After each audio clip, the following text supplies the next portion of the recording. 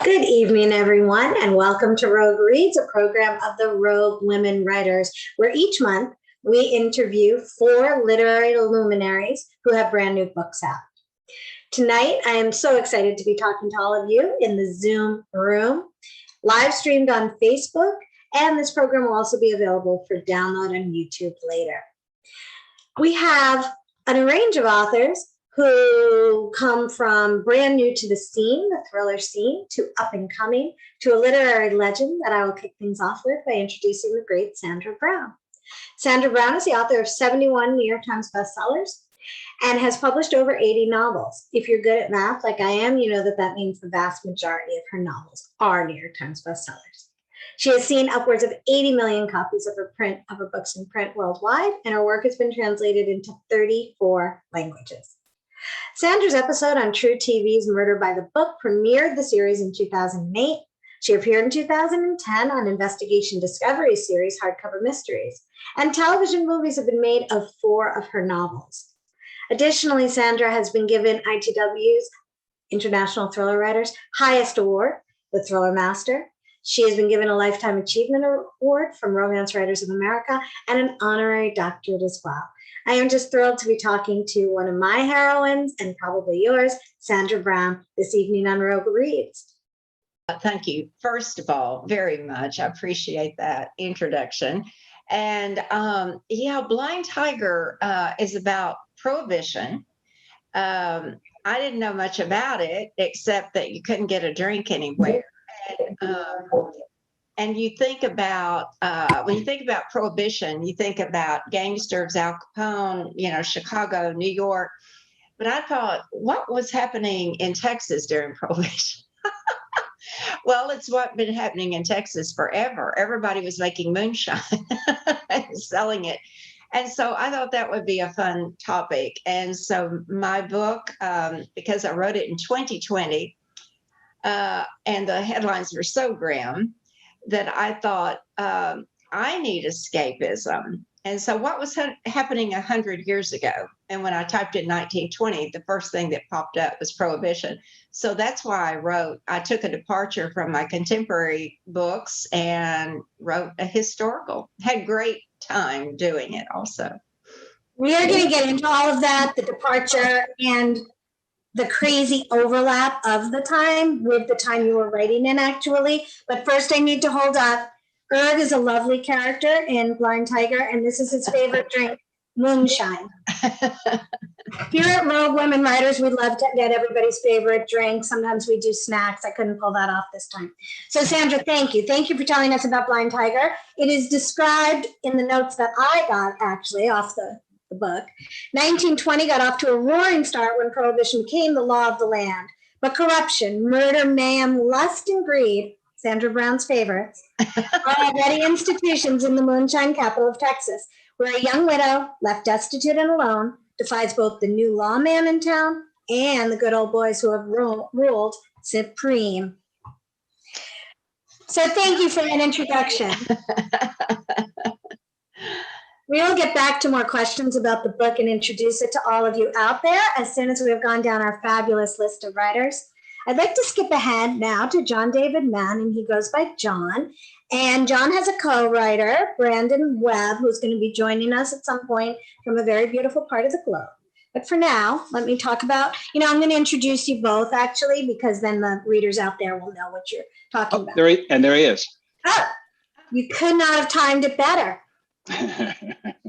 Brandon, welcome and hello. I hope you can see and hear us. I can both.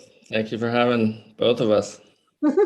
Thank you for being here. Collaborations are fascinating stuff, and we'll get into that. Let me do just a brief introduction. So John David Mann is the award-winning co-author of 30 books, including 4 New York Times bestsellers and 5 national bestsellers. His best-selling classic, The Go-Giver, written with Bob Berg, won the Living Now Book Awards Evergreen Medal for its contribution to positive global change. Could all use a little more of that. Steel Fear is his first novel with former Navy SEAL Brandon Webb, which we're going to get into soon. And after I introduce Brandon, I will tell you what Lee Child said of this book. Brandon Webb is a combat decorated Navy SEAL, sniper turned entrepreneur. He's built 2 brands into 8-figure businesses.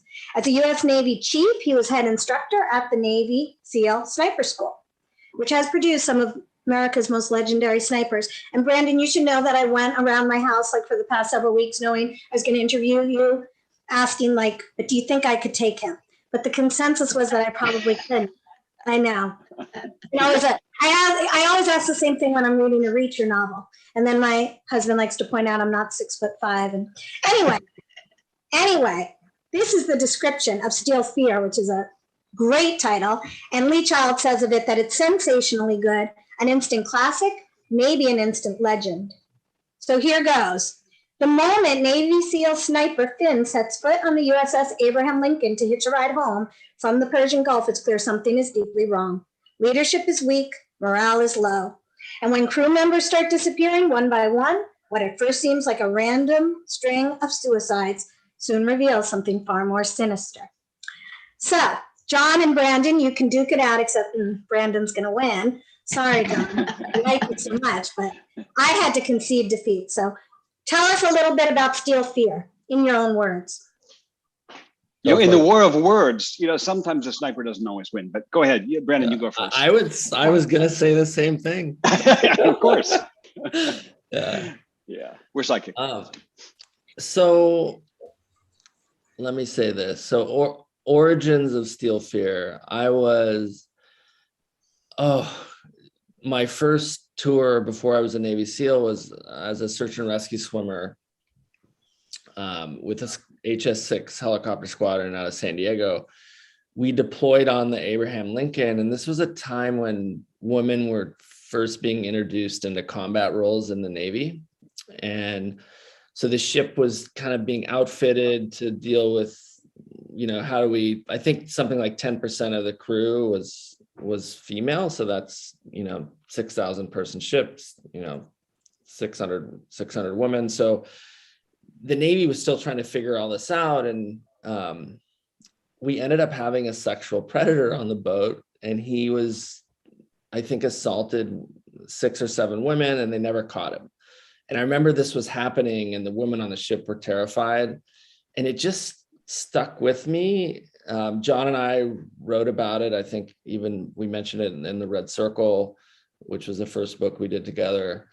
And I asked him back in 2011, I said, I think there's a story here. What if this, person that they never caught was a serial killer, like this Hannibal Lecter like character, using this environment of poor leadership and busyness and craziness of a floating city at sea to their advantage, and in this kind of closed door scenario. So that idea was planted long ago with John, and he kind of was like, yeah, I think there's something there. But we were both busy with life and all our other projects.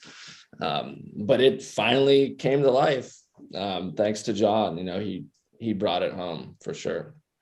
Wow. All right, thank you. There's so much that you just said that I want to unpack and get into. For now, all I'm going to say is that in addition to Finn, who we'll talk about, there's also Monica. I don't know if you can see this. This is a cup of Black Falcon coffee. Nice. Really, but it is Very coffee. Nice. Thank you for that. And we will come back very excitedly. But let me introduce our fourth panelist. Zoje Stage is the national and international best-selling author of Baby Teeth in Wonderland, 2 of my favorite books, truly. Her latest novel, Getaway, described as, quote, stunning in a starred review from Booklist, is published this month. Zoje is a former filmmaker with a penchant for the dark and suspenseful, and she lives in Pittsburgh. So this is what I've got on Getaway. I could cheat a little bit because I read the book months and months ago. I was given the privilege of an advanced copy. This is how it'll be described to readers who I hope will all go out and purchase all our authors' new books and backlist. You will not have a better summer reading list. Imogene and Beck, 2 sisters who could not be more different, have been friends with Tilda since high school. Once inseparable over 2 decades, the women have grown apart. But after Imogene survives a traumatic attack, Beck suggests they all travel to hike deep into the Grand Canyon's backcountry. A week away, secluded in nature, surely it's just what they need. But as the terrain grows tougher, tensions from their shared past bubble up. And when supplies begin to disappear, it becomes clear that secrets aren't the only thing they're being stalked by. Zoje, will you tell us a little bit about what that description misses and more about Getaway? Sure. Thank you so much for having me, and hi to everyone. So really I think the jacket description is better than how I would have described it, because I just talk about the three women and then I'm afraid of giving away any spoilers. So I just stop and don't say what happens to them, but that's probably really anticlimactic. So instead, I'll tell you a little bit about what inspired the story. Many years ago, I was 18, and I was backpacking in the Grand Canyon with my family, with my sister and my mom and my dad. And we were doing, I think it was a 6-day trip. And we were spending one night at a very remote place in the inner Grand Canyon called Salt. And this was a place where it was just a little perch, like on the edge of a butte, and only one group or individual could stay there at a time. And we had the permit to stay there. And while we were setting up our camp for the night, this guy comes by. And, it was a little concerning because he was not supposed to be staying there. We didn't know why he was there.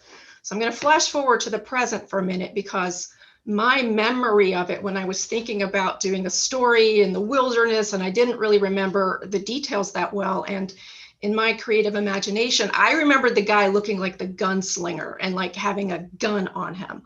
But I was pretty sure I was wrong. So I asked my sister if she remembered that night that we were at Salt and the guy came by, and she said, oh yeah, he said he had just gotten out of prison and he was just walking around the canyon.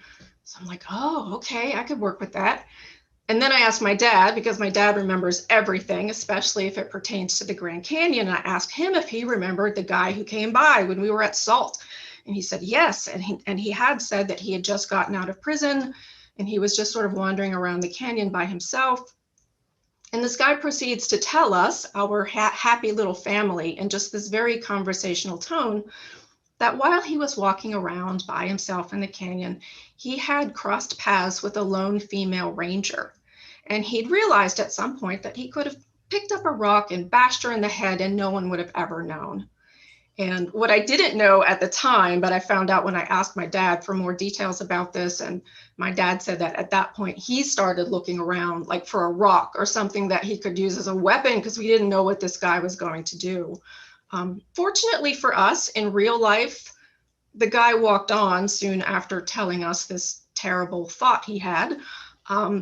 But the characters in Getaway aren't quite so lucky, and they need to deal with a person who they in fact need to get away from. So that's the basic setup. It's so funny with writers. I think a lot of us draw on the almost was's or the could have beens or the near misses. So that's fascinating. Okay, I would not be able to do this, except my son just came back from a backcountry trip that was very rough, but not as bad as what Getaway turns into. I'm going to show you Zoje's favorite drink. Hold on. It's hot cocoa, but it's Nice. in a camp mug, a backcountry mug. Yeah. Perfect. Okay. Fascinating. Thank you all. It's too bad Brandon was not there to take him out if he needed to be taken out. Let's go through. So tonight, Rogue Reads attendees, we're going to do something a little bit different. And we're really going to delve, we always delve somewhat deeply. We're going to delve even more deeply into the lives behind these books, the authors and their books. And we're not going to have a reading segment today, but I highly encourage you to buy a copy of Blind Tiger, Getaway, Steel Fear. Read it for yourself. All of these authors are really certain that the books come to life best. And I can tell you after reading them, being read in the reader's own sort of voice and imagination. So Sandra, let's start with you and go into a couple of details about Blind Tiger. This is what I jotted down. Historical details abound. Some readers say you can practically taste the dirt or feel the jouncing of the moonshine truck. I noted tiny but telling details like that situated in place and time, such as a 150-mile car ride takes 6 hours. I would like to hear, and I know you touched on this a little in your intro, you Googled 100 years ago today, but really tell us about the process of that historical research and moving yourself back in time so you could move us there. Well, it was a writing challenge because for years I had written contemporary, but I can't tell you what a relief it was to write a book where nobody had a cell phone. because cell phones have ruined suspense writing. You know, you can't disappear people as easily as we once could. So it was sort of a relief not to have to deal with technology.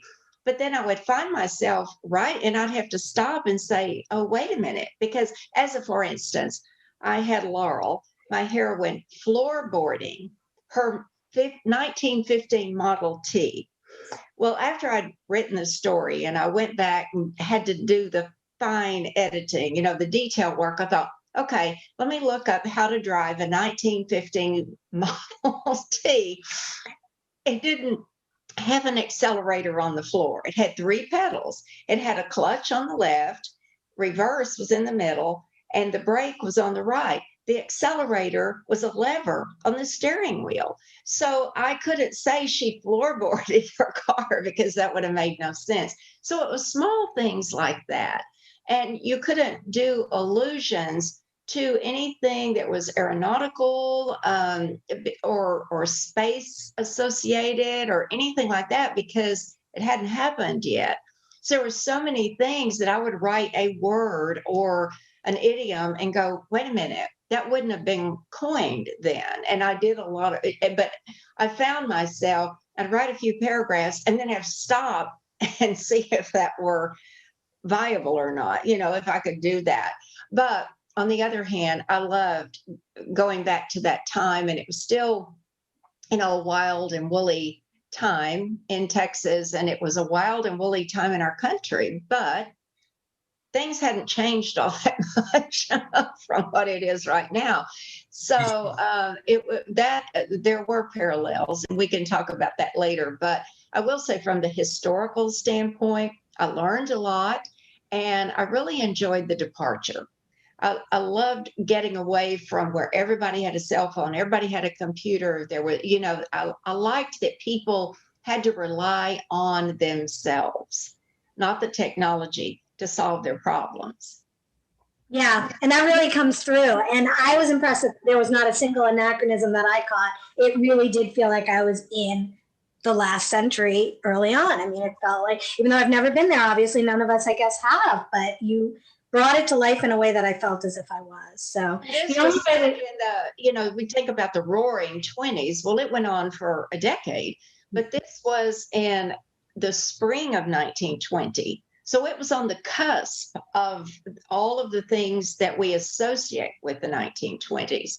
The women's movement had just started, prohibition. I mean, everything that happened in the 1920s was just on the verge. It hadn't quite happened yet. And so that was an interesting aspect. It wasn't like after the century or the decade. It was at the very beginning of the decade. Right. With the shadow of the last one still hanging over it, which you can, So we'll get into some of the parallels. I do want to talk about that, but thank you.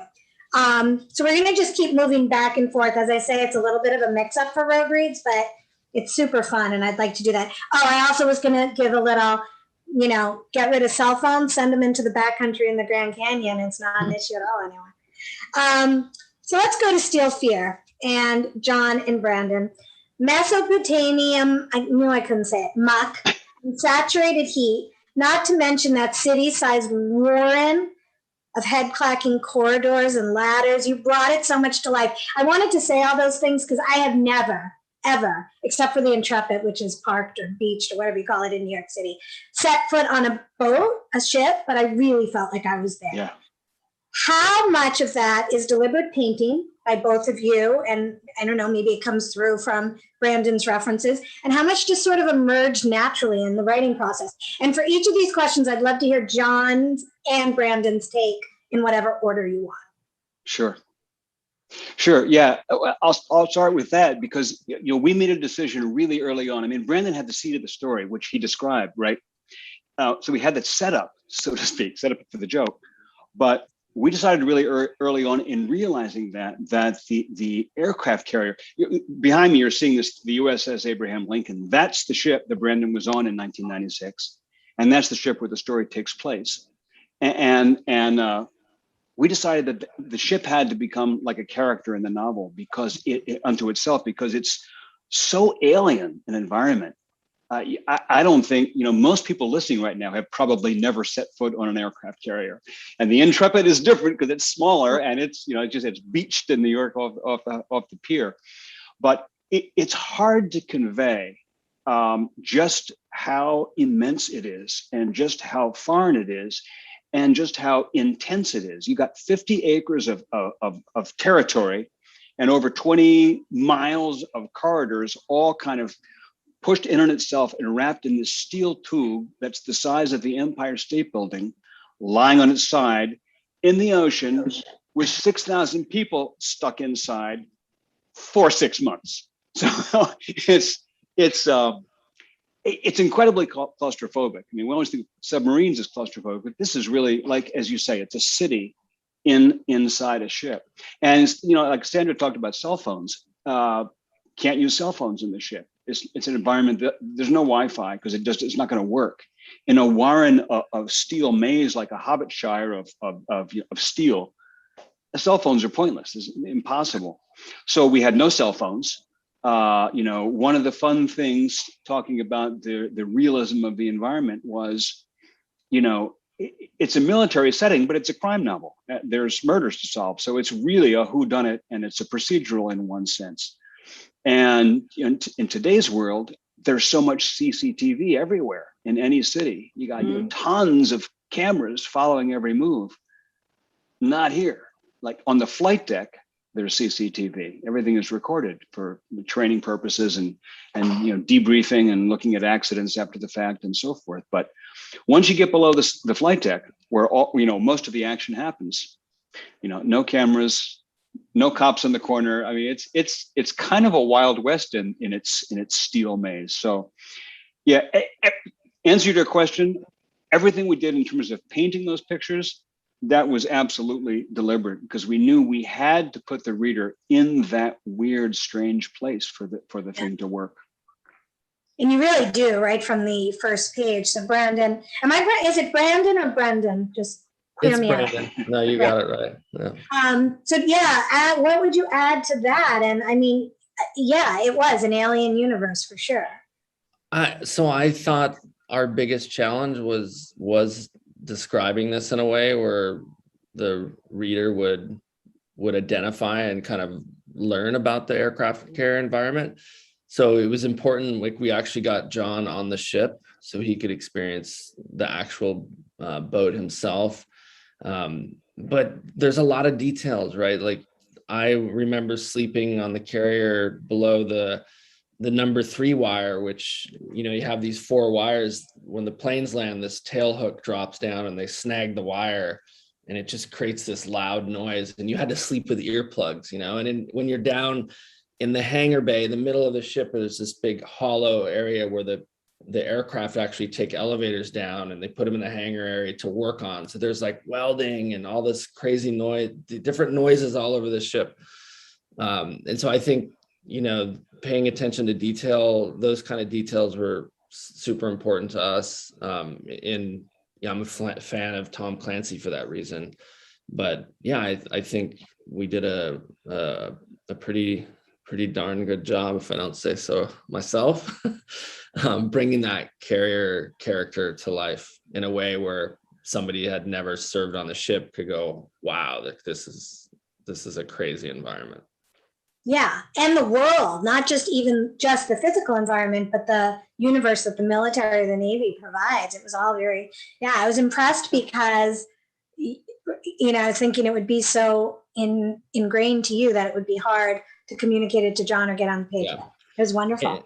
And the one thing I would add is it's unique in that people always say this, like, it's the military, you're on a ship, how could they not catch this killer? But you have to think of it almost as, imagine if you're at the Super Bowl and the doors are locked and there's a killer on the loose. They're equipped to deal with like rowdy people that are causing a ruckus, and they're just not, there's no FBI in there to investigate this kind of complex crime. And that's the same thing on the ship. They're not equipped to deal with something like this at all. I actually think it's a theme between Sandra and Zoje and John and Brandon's books that society works because we mostly do what's right. And when you stray a little bit to the whatever of that, we can't necessarily bring civility back all that easily. So with that as a segue, let's talk about Getaway. Friendship and sisterhood, two rich and fraught realms of relationships that set the stage for this novel, Getaway, as much as the backcountry of the Grand Canyon does. Can you please talk a little bit about friendship and sisterhood as concerns Imogene and Beck and Tilda? Yes, I knew that both sister relationships and friendships were something I really wanted to explore in a novel. My first book, Baby Teeth, was very much a family and a mother-daughter story, as was Wonderland. And I didn't want it to seem like, oh, I only write about families. So the dysfunction level in families is really inspiring to me. But I really wanted to explore friendships and sisterhood, and partly because, and Imogen, Beck, and Tilda are not based on me and my sister and my best friend Lisa, but the reality is that the three of us did form a strong bond in high school, and we are still friends now. Fortunately, we did not go through the sort of difficulties that Tilda and Imogen went through. But, you know, especially when people are growing up and they're changing and then they're moving away and you have long distance relationships, it's very hard to maintain really meaningful relationships when everybody is moving off and doing their own thing. And I really wanted to explore that. I think it's something that probably all of us experience in the modern world. You know, nobody just lives where they were born anymore. Everybody goes off somewhere else. And I find that sometimes it is really those oldest friendships that are still the best friendships, even if you don't see that person very often. But there's something about having met when you were very young and having gone through certain hard experiences together that they really are foundational. And I find as an adult, it's really hard to like find situations where you can make friends. You know, maybe if you're at work, I've had some work environments where maybe I would have one friend, but to have like that really deep idea of friendship as an adult is so hard to form. So I really wanted to write something that really, I think, paid homage to that and to the idea of it being worth putting in the investment in maintaining those relationships, even when they're really difficult. Yeah, that's so interesting. And we're going to talk a little bit about what you said earlier about childhood and family and all that, because I mean, the sister relationship was certainly at least as prominent on the page, and the idea that sisters are friends and friends are sisters. And I really like that. So Sandra, you talked a little bit about this already.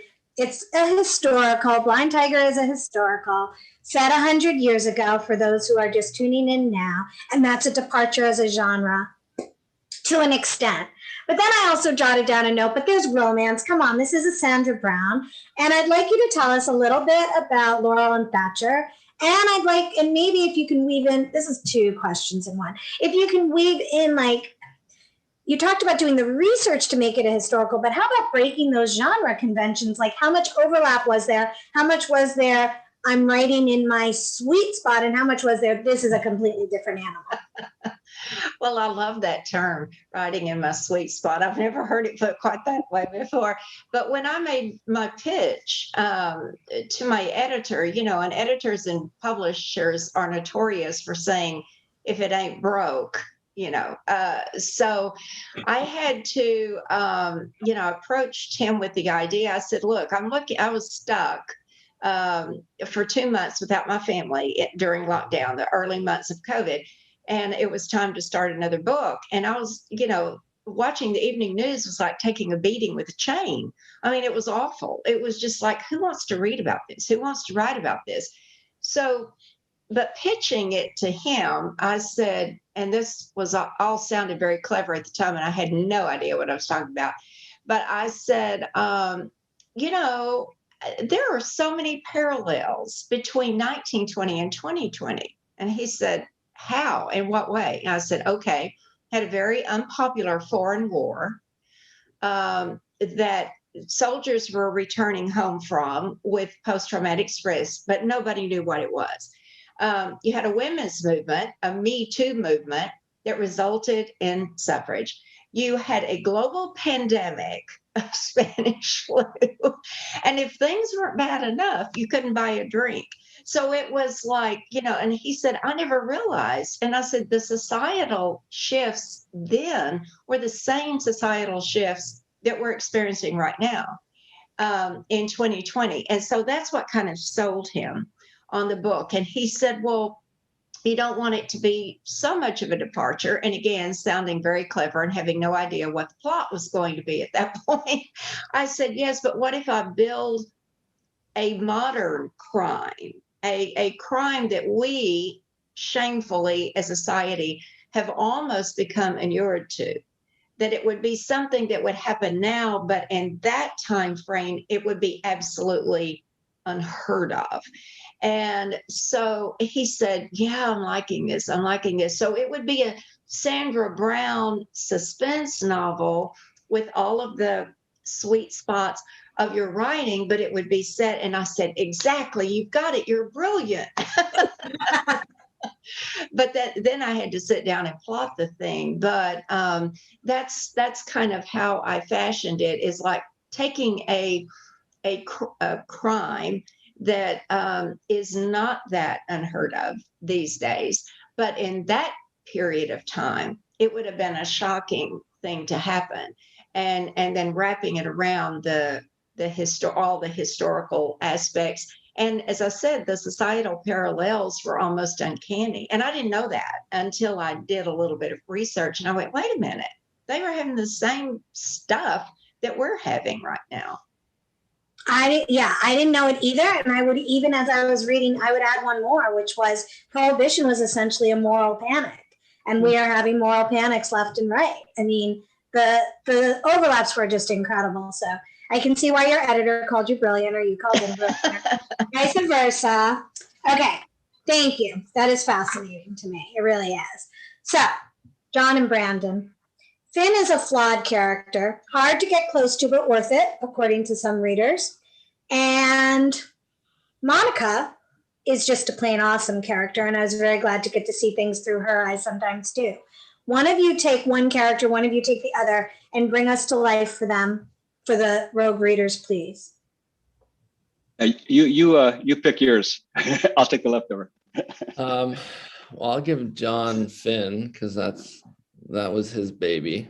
And really surprisingly, I think we set out to write one book, and Finn gave us a whole series. So Thank you for that, John. Monica, for me is a combination of all the brave women in my life. Like, my grandmother was an entrepreneur in the 70s, owned a collection agency in Los Angeles. My mom was a strong influence in my life, also a businesswoman. And I serve with very strong women. Monica, based off of a real life character John and I wrote about in the Red Circle, called Mona Easley. She was a helicopter pilot in my squadron HS6. So, and me personally, I felt like there's so many misunderstandings in the civilian world with the modern day military, that people don't understand that that there are, powerful women leaders and powerful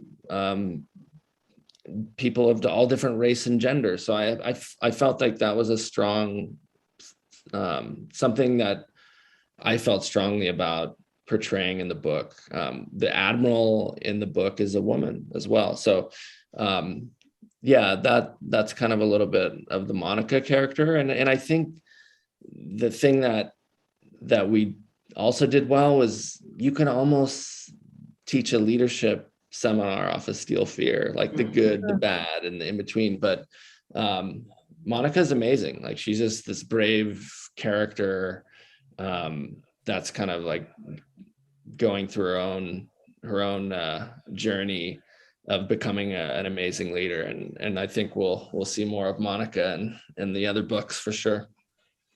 Yeah, I get the sense that readers hope so. Yeah, so kind of what to do, what not to do, and how to make yourself a place in this in this world. Okay, so John, you were going to do Finn, your baby. Yeah, sure.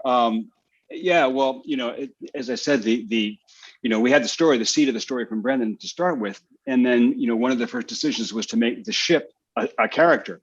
Well, the other major first decision was who's going to be the guy that's trying to figure this thing out, and so the creation of Finn. We spent a decade thinking about the book before we started writing it, and the last couple of years. I sort of kept a mental file on who would this character be, and he's loosely based on a composite of a couple of actual people that we've known in the world, but he's mostly invention. And it's weird because we decided to break a rule, which is Finn's the central character. He's the hero, if you want to use that word. But the book starts with Monica, and the first 3 chapters are all Monica. And that was an important decision to us. We never even talked about it, actually. I don't think we have kind of a shorthand that we do.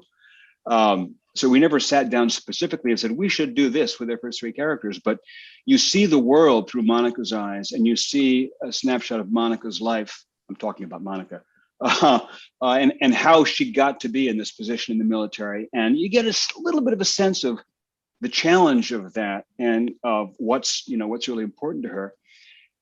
And then Finn shows up, and he shows up in this scene. If we were reading, it would be the scene that I'd read, where she's going to go pick up, she and her CO, who's a real jerk, and there's a lot of tension there. They're flying a helicopter out about a mile from the ship to Bahrain to pick up a SEAL, a lone Navy SEAL. Nobody knows why he's coming on board.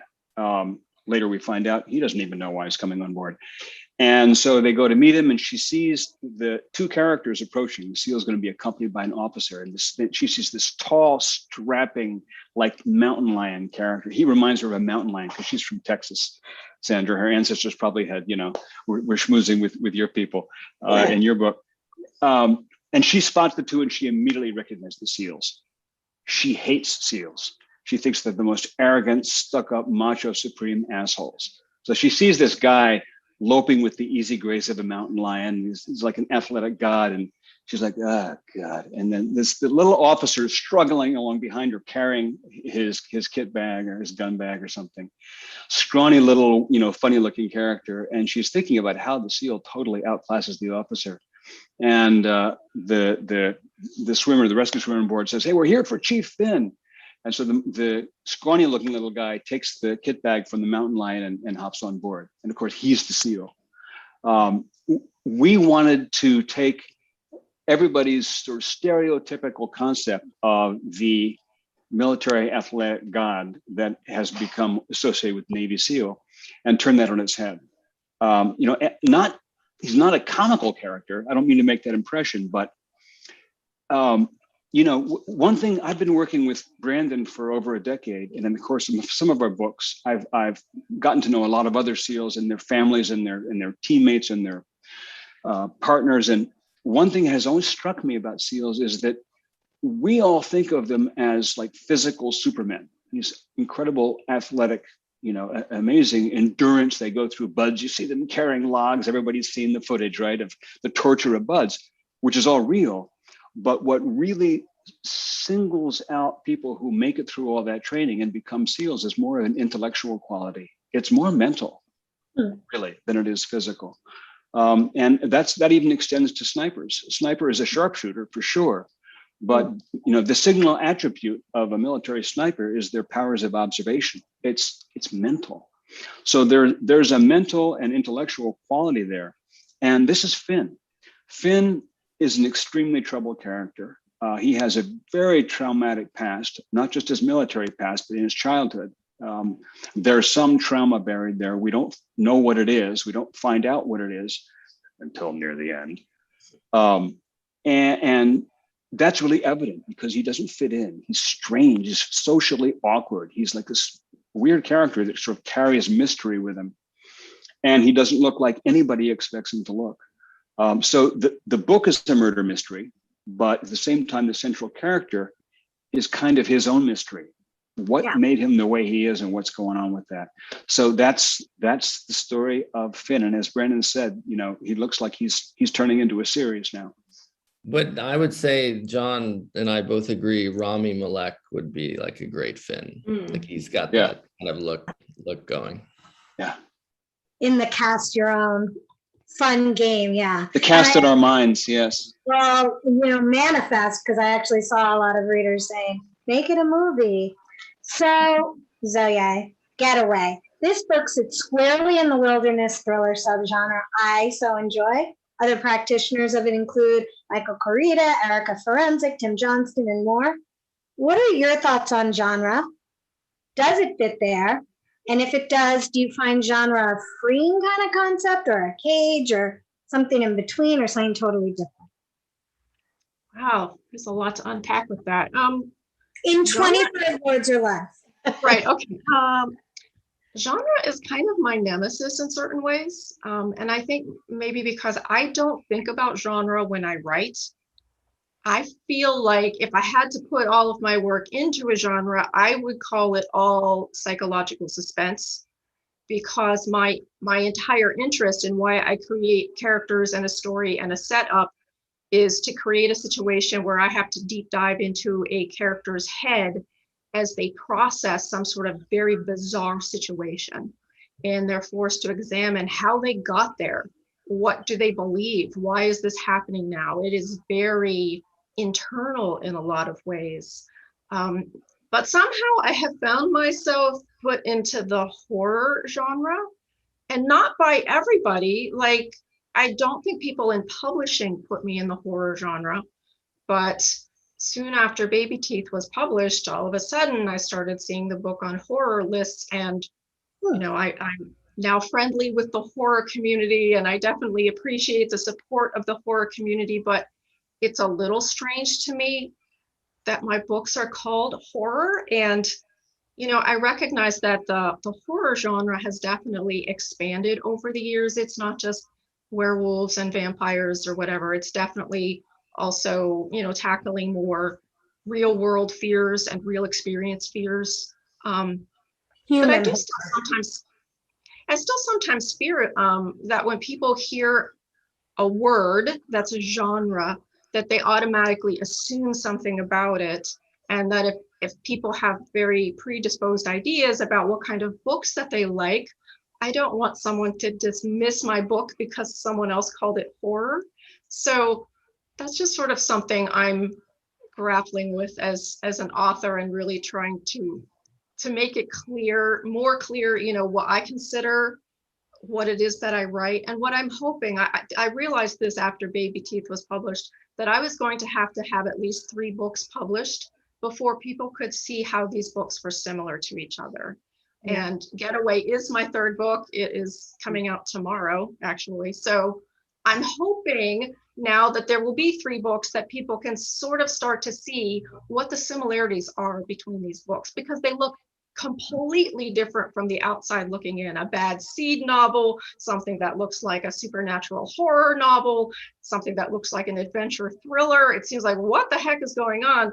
But truly, they are all character-based psychological suspense. It's just, I very much like to explore different kinds of situations and surroundings, and I like things that are a bit odd. So, but I definitely always like to have realism at its center in terms of how real human beings would react to a situation. So yeah, and I think you actually touched on what braids the 3 together, which is the relationship and the putting the family, the intimate stage on a large scale sense of drama and stakes. Is how that's so succinct. I'm sure they can write that on a bookstore shelf and position you beautifully. Okay, well, very interesting. Thank you. I feel like in a way you opened more questions with that, but we could probably do a whole panel on genre with these novelists. Sandra, I would like you to talk a little bit about the characters, because I have not introduced them to the world. Tell us about, we lose one character. No, stop me. No spoilers on Rogue Reads. Tell us about the characters we're going to get to know the best in the book. You're going to get to know, I'm sorry about my light. I've totally lost my light, so bear with me. The main characters, I started with Thatcher. as the protagonist, the hero, because I saw this soldier who had been a former cowboy in the panhandle of Texas. That's all he's done his whole entire life is just cowboy on a ranch. And he was sent to war. He was drafted, sent to war, Company B. It was all the draftees from Oklahoma and Texas, and they went by the tens of thousands to Europe, and most of them got killed. And so all he wants to do is get home. That's all he wants to do is get back to cowboying. I saw him as a young Gary Cooper, and I'm probably the only one here old enough to remember who Gary Cooper is, but the very laconic cowboy who has a dormant violence that you never know when you might spark it. So in that way, he's a very typical Sandra Brown hero. And I started with him, but when I started writing Laurel's story, it occurred to me, and the farther I got in the book, it became her story. She's the one that makes the arc. She starts out as this 1920s typical, very submissive little wife whose husband comes home from war, totally, messed up. And she goes along until these tragic events happened in very rapid sequence to her. And all of a sudden she realizes it's up to me. And by golly, I'm never going to be dependent on anyone else again for my livelihood, for my future. And so in that regard, she's a very modern woman living in a very evolving time from a society standpoint. And so when I got to the end of the book, I realized, I thought, Thatcher is more or less the same when the book ends. It was when it started. He's still that guy, that tough guy, who's a real nice guy, doesn't say much, but when he says something, it means something. Laurel is the one who took the leap. She's the one who starts out one way and changes by the end of the book. And so it really became her story, and I had nothing to do with it. I just put these people in, I feel like I never create anything. I feel as though these people walk out of my subconscious at some point and say, I write about me, I'm interesting.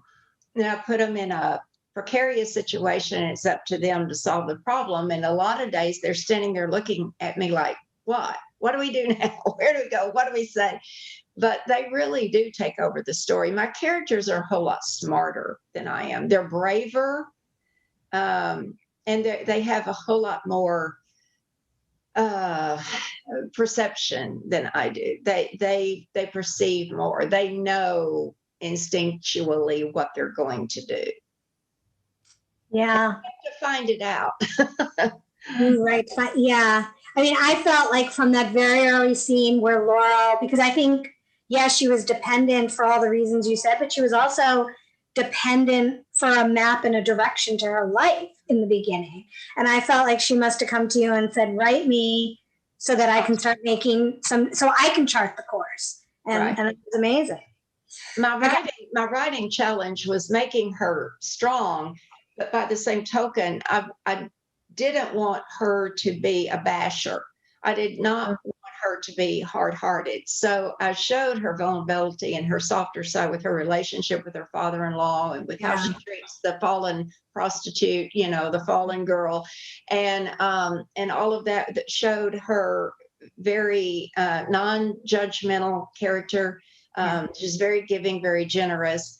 So I had to write her tough, but I also wanted to write her soft-hearted also.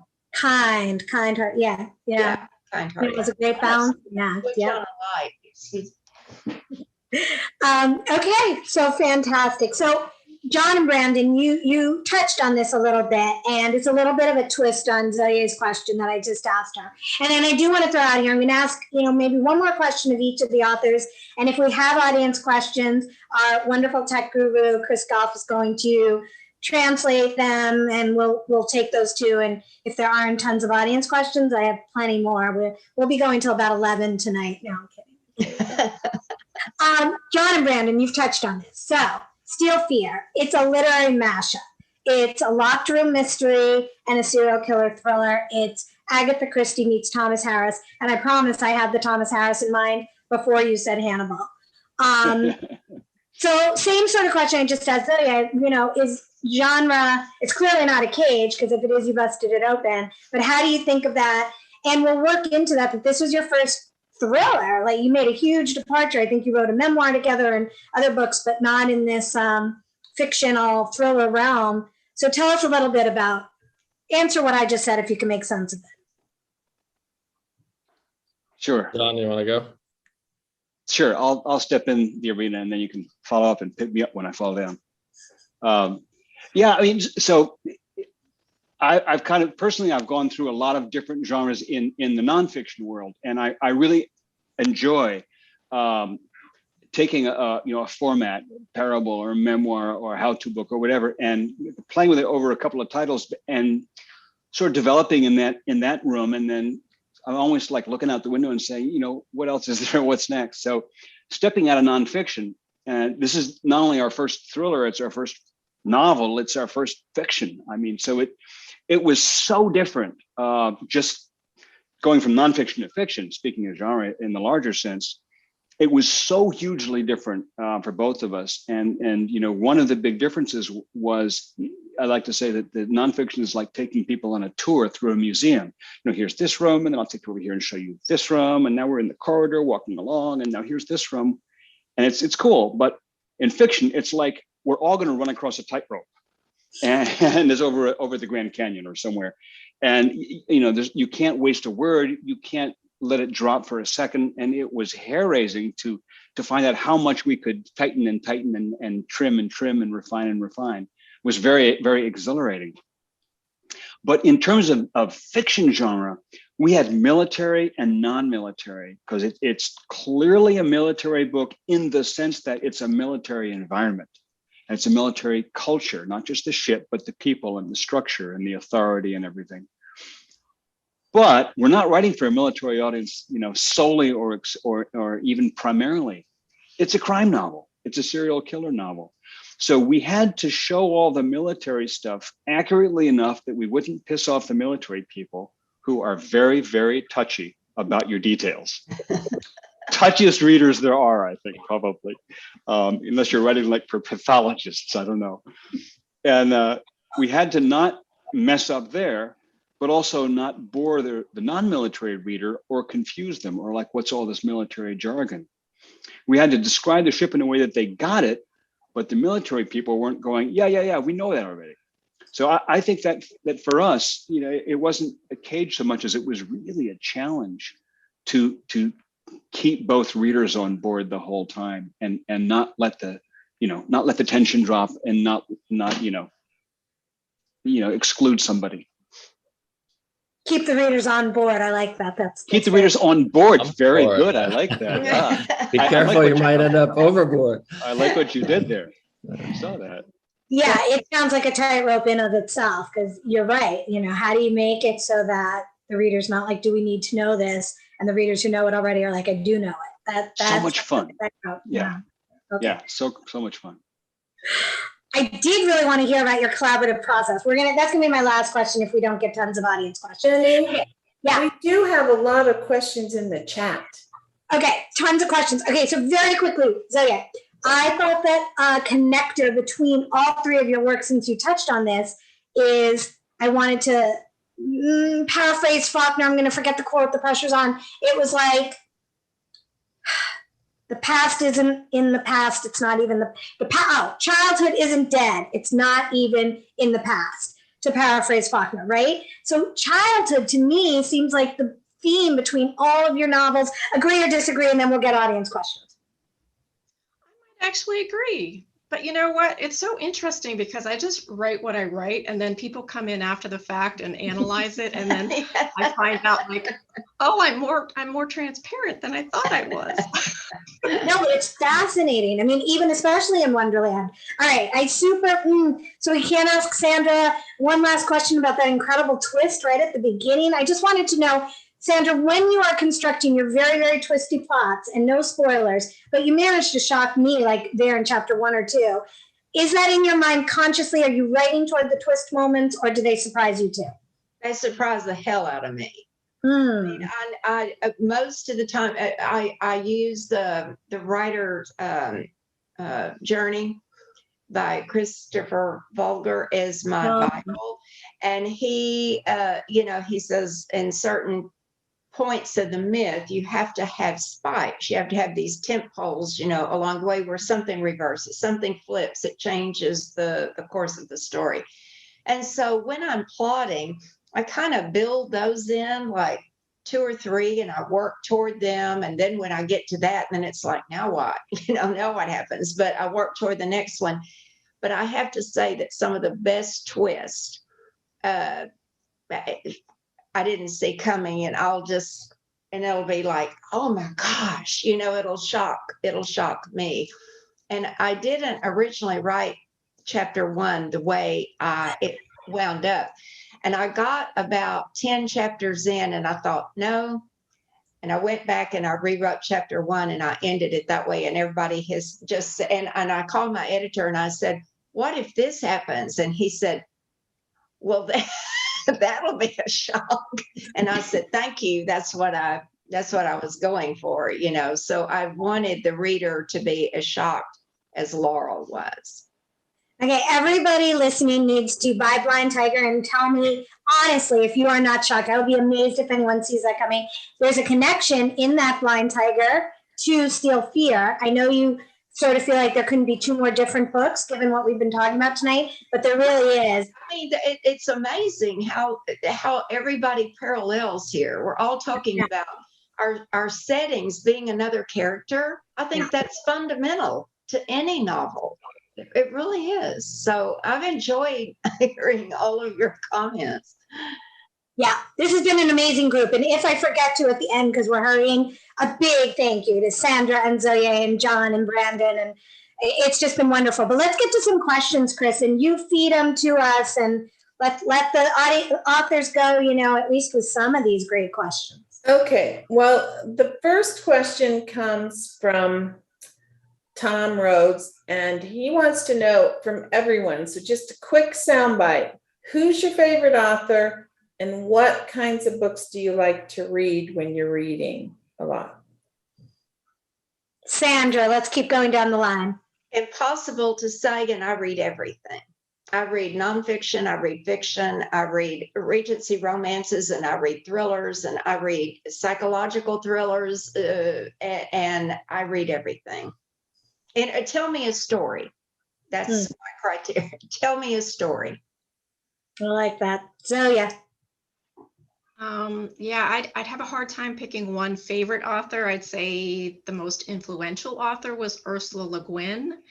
And for pleasure, I read thrillers, I read dark psychological things, I read some literary fiction. It's a little bit all over the place.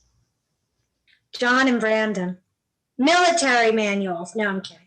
Yeah, I mean, for me, it's easy. My favorite author, nonfiction, is Erik Larson. Fiction is Kate Atkinson. Kate Atkinson, to me, is just the god of fiction. And for years, for like decades, my favorite stuff to read was crime novels. But all I wrote was nonfiction. Now I'm finally getting to write what I read. What a relief! So there you go. Brandon.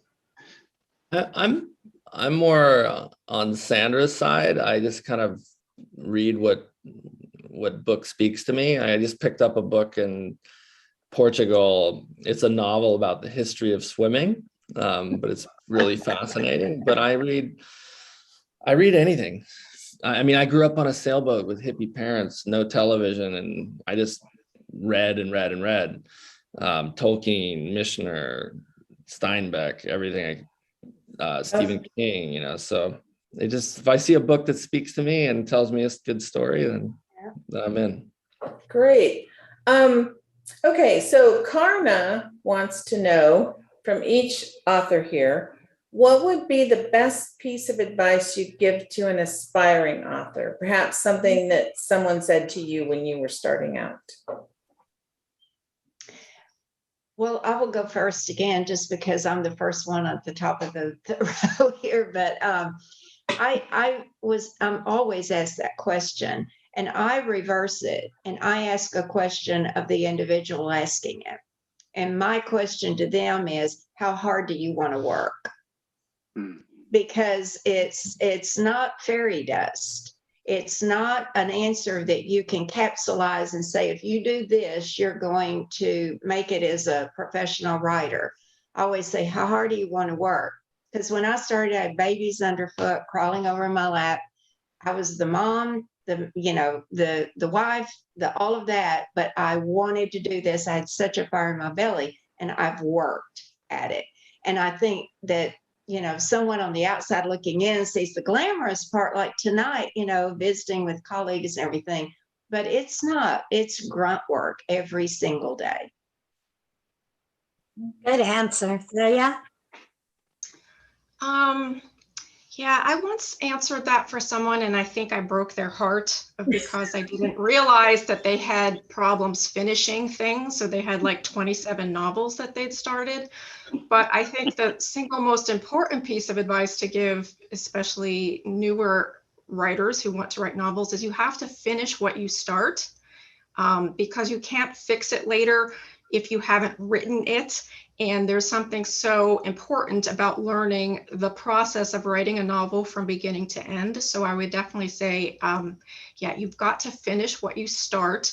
And if you find that that's a really intimidating process, I tell people, to write in small bits rather than giving yourself a goal of 1,000 words a day. That can be extremely time consuming and very intimidating to some people. So don't do that. Give yourself a much smaller goal.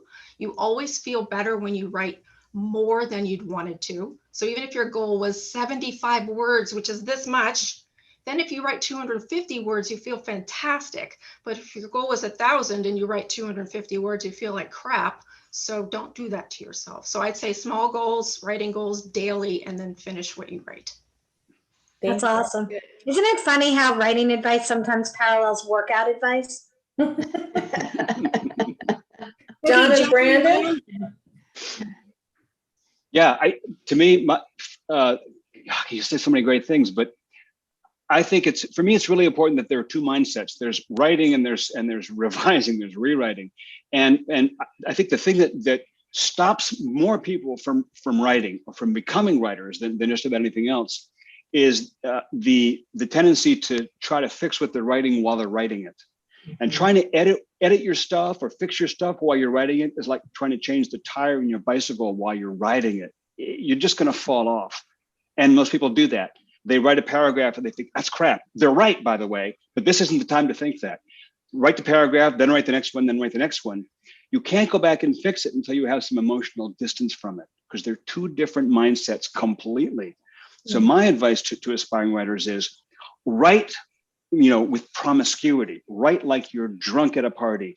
And then you're going to edit like a prude, but later, like tomorrow or next week, or however long it could be this afternoon. However long it takes to get some emotional distance, do that in two separate pieces, or you'll strangle the baby in the crib. Two different parts of the brain. That's awesome. Brandon, you want to weigh in? Yeah, I mean, all excellent advice, and I agree with everything that's been said. I would add my own experience as practice. I run a media business, and one of the sites we have covers foreign policy and military news. And I was looking at the WordPress site the other day. Since 2012, I've written over 3,000 articles, and that's nonfiction, but that's just practice. And I've read some of my earlier stuff, and I'm just like, oh my God, I'm so embarrassed.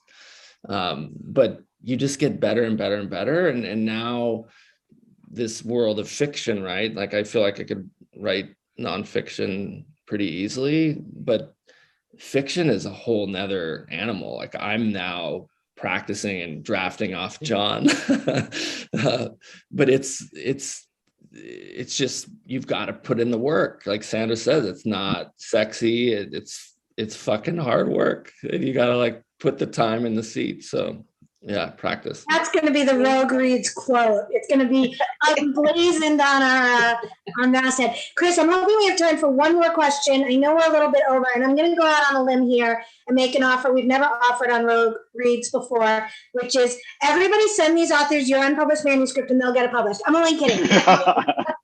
This is what it is. This is what it is. Everyone who's listening tonight who did not get a question answered, go to Rogue Reads, sign up, subscribe so you hear about our next month's Rogue Reads. You may email me one question and I will draw one at random. And then I will beg these lovely authors, Sandra Brown, Zoje Stage, Brandon Webb, and John David Mann, if they would be willing to answer it quickly, and I'll weave that together and send it to you. Okay, awesome. One more question from Chris. And if you didn't understand that, yeah. The one more question seems to be for John and Brandon, and it's like a two-part question. So I'll read both parts, and you can decide how to answer this. But Deanna wants to know: are there legal teams or personnel aboard who serve to investigate, like basic security, but no formal investigative body when it comes to crime on shipboard? I think she wants to know how that piece works. I thought you were going to say, are there legal teams vetting what we're writing while we're writing it so we don't get sued by the U.S. military? And by the way, there are, anyway, that's all yours, buddy. I mean, I think the short answer is no. The team, if there's an accident, they'll form an investigative body within the command, and the carrier is crazy because you have multiple squadrons with their own commands, and if somebody has a violation within the squadron, the commanding officer has liberty to do non-judicial punishment. So he holds this informal hearing, they investigate, and it's like the buck stops with the commanding officer. And so they investigate accidents, mishaps, stuff like that. But there are the thing that makes Steel Fear crazy is that this is happening and they don't know how to deal with it. And the captain is, suffering from careerism. He's like afraid to kind of really let the cat out of the bag because it's, it could look poorly on him. And meanwhile, this, the more and more people are going missing. So yeah, the short answer is no, there's nobody. And that's what makes it interesting. There's just, and they're trying to deal with it in real time on a ship at war, with tension with Iran building and all the other stuff going on. I'll just piggyback on that and say there's a force of cops called Masters at Arms in the Navy, and there's about 70 of them roughly on a ship like the Lincoln, and they're small arms equipped, but they're never going to probably use them because it's not the right environment for that. But they're not there for this kind of thing. They're there for rowdiness and arguments and fights and petty theft and just that kind of disciplinary stuff. So there's yes in that sense, but like as Brandon is saying, no, for real crime, it's not even close. It's fascinating, and it's really a whole different world. So, I think that's what all of our amazing authors brought to us tonight. Just Sandra Brown brought us a world in a time out of time, a time gone by. And Zoje Stage brought us a world of the backcountry deep in the Grand Canyon, which I do some hiking, and this was nothing like it. And then John and Brandon brought us to life on a military ship. I really recommend that everybody goes and buys or downloads Blind Tiger, Steel Fear, Getaway. You will not have a better reading week ahead of you.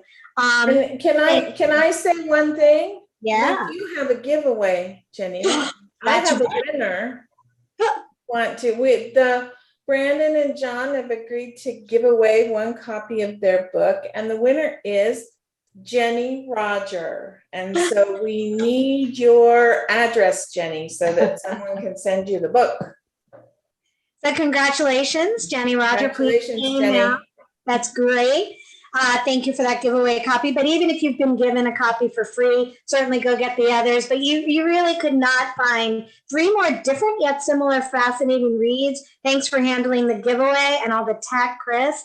Thank you for joining us on Rogue Reads. We'll be back in September with a lineup you can hardly believe. And if you didn't get your question answered, really, subscribe to Rogue Reads, drop me a line.